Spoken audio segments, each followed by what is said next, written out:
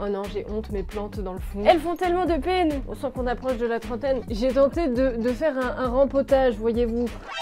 Elle, à la limite, j'ai un peu d'espoir, mais elle a eu une vie dure. Elle a eu quelques années.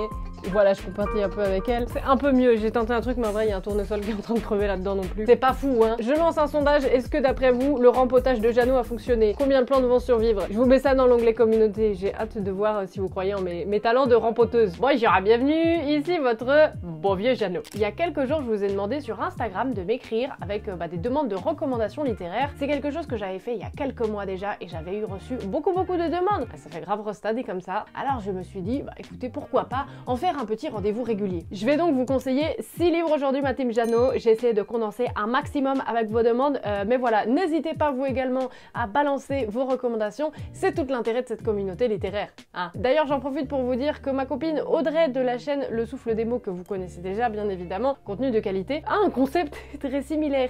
Et je ne le savais pas, je m'en suis rendu compte hier parce qu'elle a sorti une vidéo voilà, avec à peu près ce même concept. Donc voilà, n'hésitez pas à y aller, c'est sympa également. Les grands esprits se rencontrent, comme on dit. Pour la première recommandation, j'ai reçu pas mal de messages avec un livre pour une peine de cœur, un livre pour croire de nouveau en l'amour. Alors déjà, première chose, est-ce que ça va? Qui vous a fait du mal? Vous en faites pas, ma team Jeannot, là pour le coup. On est ensemble et j'ai une très bonne recommandation littéraire pour vous, puisqu'il s'agit de Les hommes virils lisent de la romance de Lisa Kay Adams. Alors, pardon, petit aparté, la couverture, qu'est-ce qui s'est passé? Ce n'est pas possible. Je vous mets quand même comme référence la version anglophone. C'est une série de livres, il y en a 4 à ma connaissance, donc voilà, si vraiment vous êtes au fond du trou, vous allez avoir un bon petit laps de temps où vous allez pouvoir vous foutre sous votre couette avec ses bouquins et un pot de glace, voilà, je suggère. Hein. C'est l'histoire de Gavin. Il a tout pour lui, le pélo. Il a une carrière incroyable dans le baseball, une belle gueule, ça aide, une femme incroyable avec qui il a eu 2 jumelles. Donc vraiment, il est comblé jusqu'au jour où sa petite Zouzette demande le divorce. La Gavin, tout de suite, il s'amuse un peu moins, quoi. Pour lui, c'est la douche froide. Il pensait être l'homme idéal, alors qu'en vrai, juste, il n'oubliait pas de foutre ses slips à laver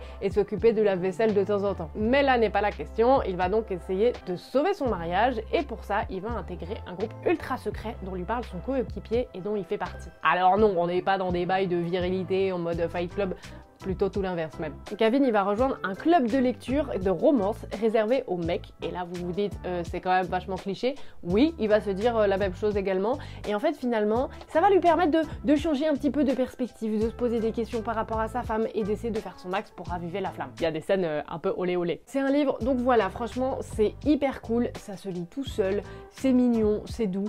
Je pense vraiment que ça peut vous faire du bien, vu ce que vous m'avez dit. J'ai l'impression d'être médecin. Après ça, vous m'avez demandé de vous recommander un livre qui donne l'air intelligent. Ah, bande de petits filous. Bon, ma team Jeannot, vous connaissez mon avis sur la question quand même, hein, depuis le temps. Moi, je suis team, lisez vos bails, faites ce que vous voulez, les autres, on s'en fout. Mais si vous faites partie de ces gens dont le livre préféré, c'est L'Attrape-Cœur de J.D. Salinger, alors déjà, attention, on n'allait pas sur TikTok, a priori, on va vous dire que ça, c'est un red flag d'adorer ce livre. Mais je me suis dit, j'ai envie de vous conseiller un livre un peu dans la même vibe, mais qui va vous donner un air un petit peu plus mystérieux et avec un personnage quand même principal un peu moins énervant. C'est une recommandation très spécifique, dit comme ça. Mais le livre est hyper cool et il s'agit de Demande à la poussière de John Fante. Ça va aussi avec quelqu'un qui me demandait un classique facile à lire, je mets ça dans le même panier. Après, est-ce qu'on peut qualifier de classique ou pas? Bon, j'ai fait une vidéo là-dessus, on va pas remuer le passé. Alors, de quoi parle ce bouquin? On est dans les années 30 aux États-Unis et on va suivre Arturo Bandini. Il est fils d'immigrés italiens, il est écrivain et il quitte le Colorado pour aller percer à Los Angeles. Oui, c'est semi-autobiographique. John Fante, il n'était pas hyper famous à son époque, il a même été un petit peu oublié. Mais Charles Bukowski était en fait hyper fan de lui, il avait un ami éditeur donc il a réédité un de ses livres et là ça a commencé à marcher pour lui. Mais revenons-en à nos moutons, enfin à Arturo, notre écrivain torturé qui veut lancer sa carrière. Pour le moment il a écrit un seul livre mais il veut vraiment être un auteur reconnu, il cherche à pas mal de validation auprès des autres, vous voyez le profil. Ça se déroule pendant la Grande Dépression donc il y a un peu ce truc de désillusion que je trouve on retrouve dans le personnage d'Arturo et qu'on retrouve aussi du coup dans le personnage d'Holden dans L'Attrape-Cœur où c'est un peu c'est des personnages, ils errent quoi, de café en café, ils sont très intéressés par la gente féminine et voilà, ils sont un peu déprimés par la life. C'est un livre qui je trouve est divinement bien écrit, oui, je dis les termes, et où en fait on a une description qui est très bien faite, je trouve, de tous les laissés pour compte, toutes ces personnes qui avaient ce rêve américain et qui en fait se rendent compte que c'est un peu du bullshit. Vrai spleen à la PNL d'ailleurs dans ce livre, soit dit en passant. Et non mot passant, excellent, qu'est-ce qu'on se marre. Le livre d'après, il a une vibe très similaire je trouve, et là vraiment c'est celui où j'ai essayé de condenser un maximum de vos demandes dans celui-là. je me suis un petit peu lâchée. Alors c'est à la fois une belle histoire d'amitié, un livre qui a retenu mon attention dernièrement, qui fait réfléchir, qui serre le cœur et un livre sur le petit peuple. J'ai trouvé un livre qui regroupe tout ça. Il s'agit de Jin de Senabu Sonko que j'ai lu il y a quelques mois. On va découvrir une jeune femme qui s'appelle Panda et sa vie au quartier. Et elle est pas hyper rassurée par l'avenir.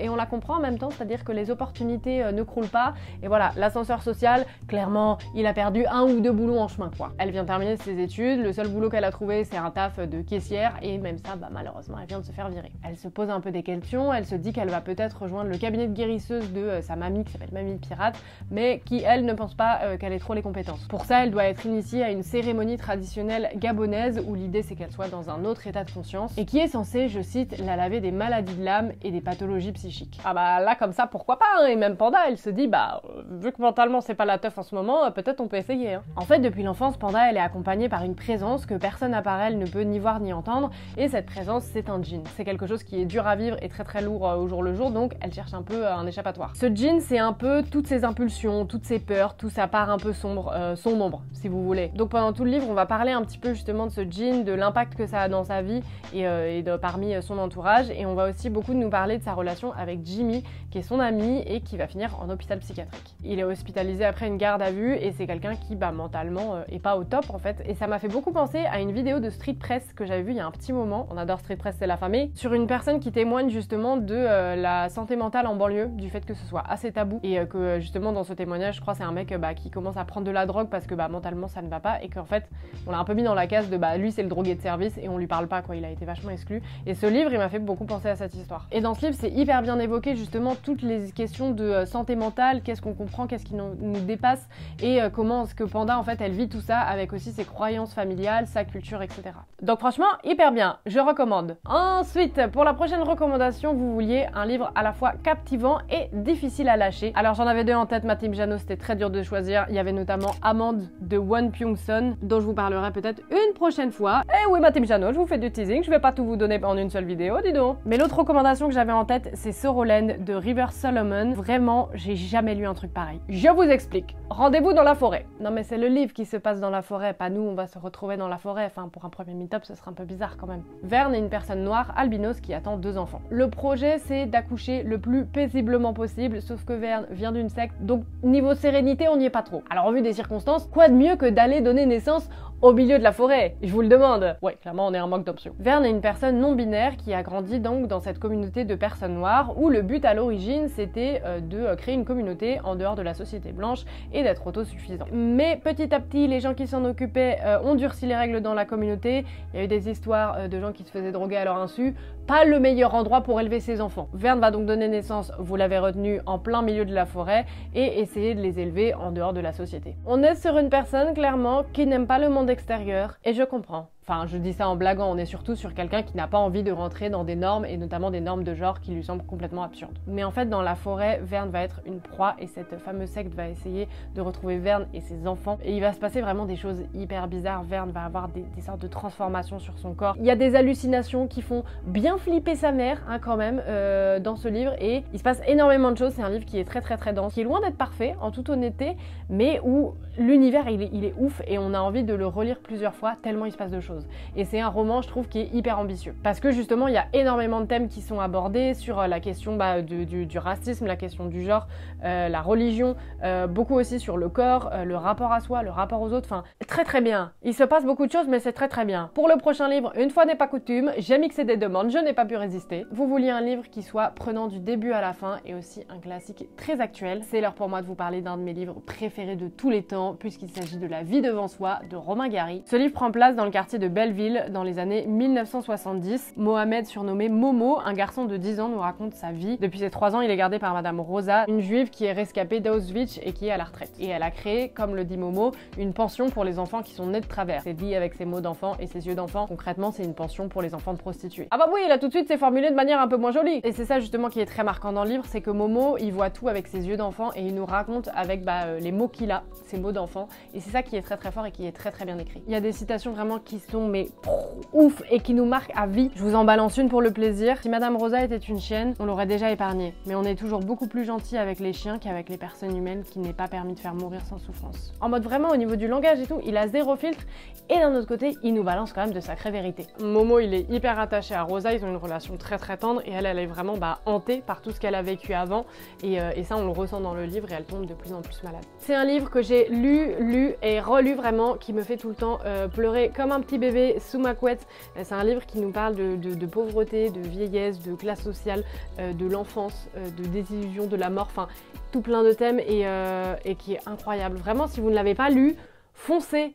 Vraiment, genre, allez-y maintenant, enfin, terminez cette vidéo, abonnez-vous, mettez un petit like et foncez. L'auteur qui l'a écrit en plus, c'est sous pseudonyme, Émile Ajar. En fait, le vrai auteur, c'est Romain Gary, mais il avait déjà gagné un prix Goncourt pour Les Racines du Ciel, donc en fait, il a pris un pseudo, et donc c'est le seul auteur qui a gagné 2 prix Goncourt. Ah bah, apparemment, ça lui suffisait pas, le petit filou. Et on va finir cette vidéo en douceur, puisque vous vouliez un livre sans souffrance et un livre qui dit « ça va aller ». Une fois de plus, ma team Jeannot, est-ce que ça va? Si la réponse est non, ne vous en faites pas, ça ira mieux après cette lecture. Et sinon, bien sûr, n'hésitez pas à vous faire accompagner si vous en ressentez le besoin. Allez hop là, le petit message pro-thérapie, ça passe ni vu ni connu. Je voulais vous reparler du livre Le Monde selon Britt-Marie de Frédéric Backman. Alors oui, très clairement, je recycle, mais je continuerai de vous parler de ce livre tant que toute la communauté ne l'aura pas lu. Voilà, telle est ma mission. Il faut vraiment que vous découvriez le personnage de Britt-Marie parce qu'il est mais incroyable. Elle a 63 ans, elle est suédoise et femme au foyer depuis 40 ans, jusqu'au jour où son mari la quitte. Ça fait beaucoup de chemises repassées pour rien, si vous voulez mon avis, elle devait avoir bien le seum, Britt-Marie. Elle se retrouve donc toute seule, sans ressources, elle va devoir chercher du travail, et elle se retrouve dans le petit village de Borg. Vous en faites pas, le nom fait autant rêver que l'endroit, et clairement c'est un endroit un peu désert où il y a très peu d'activités, mais elle va y aller pour devenir femme de ménage. Il s'étend le long d'une route où tous les commerces sont fermés, il se passe plus rien, sauf une pizzeria. Dieu merci, on peut quand même encore se péter le bide avec une bonne calzone. Au début, elle fait un peu ses trucs seule, et ça la dérange pas plus que ça, jusqu'au jour où les enfants du village vont lui faire une proposition. En fait, ils jouent au foot et ils ont pas de coach, et ils ont besoin d'un coach. Et clairement, il y a tellement personne qui se sont dit, on va demander à cette femme de 63 ans de nous aider et de nous coacher. Oui, bah rappelez-vous, il y a son père dans la commune. Alors que Britt-Marie, le foot, elle n'y connaît mais absolument rien. Elle va accepter, et puis petit à petit, Britt-Marie, voilà, elle nous la fait pas à nous. En fait, c'est un petit cœur tendre, donc on va avoir toutes ces émotions. Il y a aussi une forme de critique sociale, si je puis dire, dans ce livre. Oh là, je m'emballe un petit peu. Dans l'univers, dans la vibe, ça me fait vraiment penser à Madame Doubtfire et à Ted Lasso. Donc voilà, si c'est des films et séries que vous aimez, ou voilà, sinon ça vous fait des petites recos en plus, n'hésitez pas. Je pense que l'univers, il peut vraiment vous plaire. Elle a pas le time, elle a pas de patience, elle est brute de décoffrage, donc parfois elle nous sort des dingueries. Et c'est un livre qui est quand même hyper touchant et émouvant et qui nous montre qu'il n'y a pas d'âge en fait pour recommencer sa vie. C'est donc tout ce que j'avais pour vous aujourd'hui, ma team Jeannot. J'espère vraiment que cette vidéo vous aura plu. Je suis trop contente d'avoir pu vous recommander des livres. Je pense qu'on va se faire ce petit concept de temps en temps, hein, vous et moi. Ce serait dommage de se priver. N'hésitez pas dans les commentaires si vous aussi vous avez des recommandations. Lâchez-vous, c'est fait pour ça. Et puis moi, je vous dis à très vite dans une prochaine vidéo. Allez, salut!